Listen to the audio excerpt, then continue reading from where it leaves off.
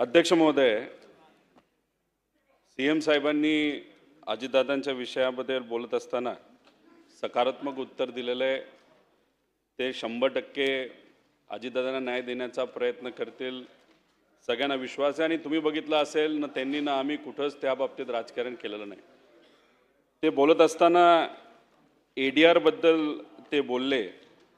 मला फक्त सीएम साहेबांना एवढंच सांगायचं आहे, ललिता कुमारीचा रेफरन्स तुम्ही त्या ठिकाणी दिलाच होता, पण Amit Kumar versus union of India and others याच्यामध्ये आपण जर बघितलं तर एडीआर झाला असेल तरी सुद्धा आपल्याला FIR करता येतो। त्यामुळे हा एक विषय अतिशय महत्त्वाचा आहे। त्याच्याचबरोबर अध्यक्ष महोदय, मगाशी बोलत असताना मी राहुल गांधीजींना भेटलो।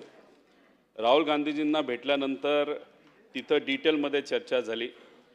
चर्चा होत असताना FIR हा महाराष्ट्रात घेतला जात नाही असं मी त्या ठिकाणी बोलून गेलो। ते बोलत असताना त्यांनी फक्त एवढंच सांगितलं होतं की जहाँ पे न्याय मिलेगा वहाँ पे जाके आप FIR करो। त्यांनी कुठल्याही राज्याचं नाव घेतलेलं नाही। आणि मग तिथं गवई साहेबांचा विषय जेव्हा झाला होता, म्हणजे सुप्रीम कोर्टचे प्रमुख, आपल्याला त्यांच्याबद्दलचा आदर आहे। त्यांच्यावर कुणीतरी बूट फेकला होता का चप्पल फेकली होती।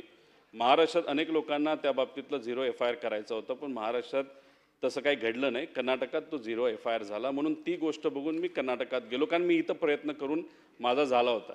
आता ह्यात बोलत असताना फक्त मुख्यमंत्री साहेबांचं त्या बाबतीत कुठे राजकीय वक्तव्य करायचं नव्हतं हे आम्हाला जाणवलं, पण फक्त इथं असणाऱ्या आमदारांकडनं उत्तर देत असताना शेम त्या ठिकाणी झालं।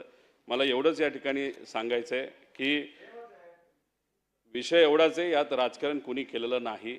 याच्यात कर्नाटकाकडनं उलट तिथं मदतच त्या ठिकाणी झालेली आहे। आपण डिटेलमध्ये कागदपत्रामध्ये तिथं जाऊ शकतो। आणि त्याच्यात राज्यसभेमध्ये हाच मुद्दा चर्चेत आला होता। भाजपच्याच एका खासदाराने विचारलं होतं 0 FIR बद्दल, तो 0 FIR दुसरीकडे होऊ शकतो का? त्याला देशाचे जे होम मिनिस्टर आहेत त्यांनी त्या ठिकाणी 10 डिसेंबर 2025ला उत्तर दिलं होतं, 0 FIR आपल्याला कुठेही त्या ठिकाणी करता येतो। उत्तर प्रदेशमध्ये तिथं त्या राज्य सरकारली, म्हणजे भाजपचंच तिथं सरकार आहे, त्यांनी सुद्धा एक नोटीस त्या ठिकाणी काढलेली आहे 0 FIR बद्दल। त्यामुळे 0 FIR हा होऊ शकतो। कर्नाटकाली तो केलेला आहे, पण तो आता महाराष्ट्राकडे ट्रान्सफर झालेला आहे। म्हणजे इन्व्हेस्टिगेशन ते करू शकत नाहीत, FIR करू शकतात, इन्व्हेस्टिगेशन मात्र महाराष्ट्र सरकार नाहीतर महाराष्ट्र पोलीस प्रशासन करेल, चांगलंच करेल असा आमचा विश्वास आहे। फक्त कुठेही त्या ठिकाणी कन्फ्युजन नसावं एवढीच विनंती या ठिकाणी आमच्या सगळ्यांची। आणि फक्त सीएम साहेब, अजून एक आपण म्हणालात की आपण अमित शाह साहेबांबरोबर तुमची चर्चा झाली, मी तुम्हाला जे पत्र दिलं होतं तेही तुम्ही त्यांना दिलं, त्यासाठी मी आधी आभार व्यक्त केलेत, आत्तासुद्धा आभार व्यक्त करतो। फक्त आपण बोलत असताना तिथं कुठंतरी CBI बद्दल सुद्धा तुम्ही म्हणाला की एक रिपोर्ट येऊ द्या आणि मग आपण त्याबद्दल करू। पण काय होतंय, AIBचा जर आपण इतिहास बघितला तो 2 वर्ष 3 वर्ष रिपोर्टच येत नाहीत, फायनल रिपोर्ट।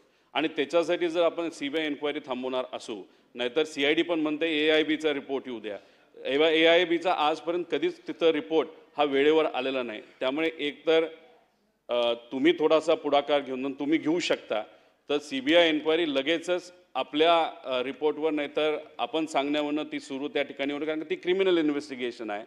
FIR हा कर्नाटकाकडनं आलाय, तो स्वीकारावा असं या ठिकाणी विनंती करतो। फक्त जे संत गतीने काही विभाग काम करतात, AIB वगैरे, त्यात तुमचं स्वतःचं पर्सनल लक्ष असावं अशी विनंती या ठिकाणी करतो। माननीय अध्यक्ष महोदय, सन्माननीय रोहित पवारजींनी जो विषय सांगितला, मुळामध्ये 0 FIR आपणही स्वीकारतोच। महाराष्ट्रामध्ये BNSचा कायदा आल्यानंतर 0 FIR ही व्यवस्था आपण उभी केली, पण त्या कायद्यामध्येच आपण बघा किंवा त्या संदर्भातलं जे विश्लेषण झालं आहे त्यात की 0 FIRची व्यवस्था का केली, तर विक्टिम हा ज्यावेळेस त्या पोलीस स्टेशनला पोचू शकत नसेल तर जो ज्या पोलीस स्टेशनला असेल त्या ठिकाणी आपण 0 FIR घेतो। दुसरं, आपण जे अमित कुमार यांच्या केसचं सांगितलं, मुळामध्ये तो प्रश्नच नाही आहे। प्रश्न एवढाच आहे की FIR करा किंवा ADR करा, चौकशी तीच होणार आहे। या संदर्भात चौकशीचं निष्पन्न जे आहे ते आरोपपत्रात दाखल होतं आणि आरोपपत्र महत्त्वाचं असतं। त्यामुळे आता समजा कर्नाटकाने आपल्याला तो पाठवला असेल, आला असेल आपल्याकडे, आपण ADR-लाच तो अटॅच होईल आणि त्याची काही स्वतंत्र चौकशी नसते. ADR-ची आणि त्याची चौकशी एकच आहे, वेगळी चौकशी नाही आहे. कारण मी सांगितलं, म्हणजे मी पण लॉयर आहे, हेही लॉयर आहेत, म्हणून आपण करायचं असाल मला माहीत नाही, पण to set law in motion हाच विषय याच्यामध्ये असतो. तो सेट लॉ इन मोशन ADR-नी झाला आहे. तथापि आम्हाला काही अडचण नाही. तो कर्नाटकने पाठवला असेल तर तोही CID-कडे आम्ही वर्ग करू आणि त्या संदर्भात ही चौकशी आम्ही पूर्ण करू. अध्यक्ष महोदय, आम्ही जाणारच आहोत. मी पुढच्या आठवड्यामध्ये माननीय गृहमंत्र्यांची वेळ घेणार आहे आणि त्यावेळेस त्यांच्या पाठीमागे लागून हे जे काही बाकी विषय मांडलेले आहेत ते क्लिअर करून घेऊ. चला.